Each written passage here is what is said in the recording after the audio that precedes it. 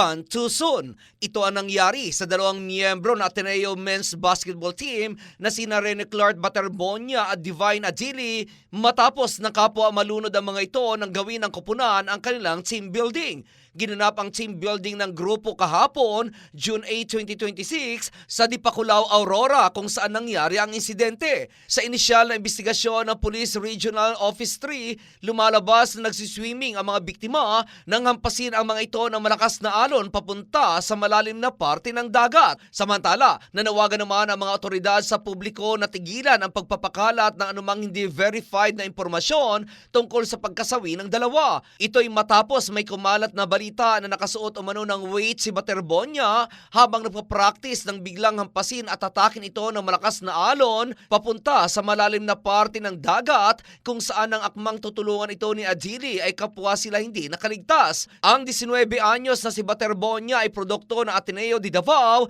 kung saan pinangunahan ito ang Davao Region sa pagkamit ng gold medal noong 2025 palarong pambansa na ginanap sa Ilocos Norte kung saan din siya tinanghal ng most valuable player. Muli nitong pinangunahan ang Davao Region sa isa pang championship game sa kanyang home province na Agusan del Sur ngayong taon, ngunit minalas sa koponan ng Calabar Zone sa score na 62-79 noong May 30. Kadarating lamang din ni Baterbonia sa Manila noong June 4 kung saan sa loob mismo ng Ateneo campus siya nag-stay dahil inaasahan na makakasama ito sa koponan ng Blue Eagles sa season 89 ngayong taon. Ang 21 anyos naman na Nigerian foreign student athlete na si Adili ay nakasama ng koponan ng Ateneo sa season 88 kung saan nag-average ito ng 8.4 points at 8.3 rebounds kung saan naging malaking parte ito ng pang-anim na pwesto ng Blue Eagles sa record na 6 na panalo at 8 talo. At iyan aking balita, ako si Attorney and you are watching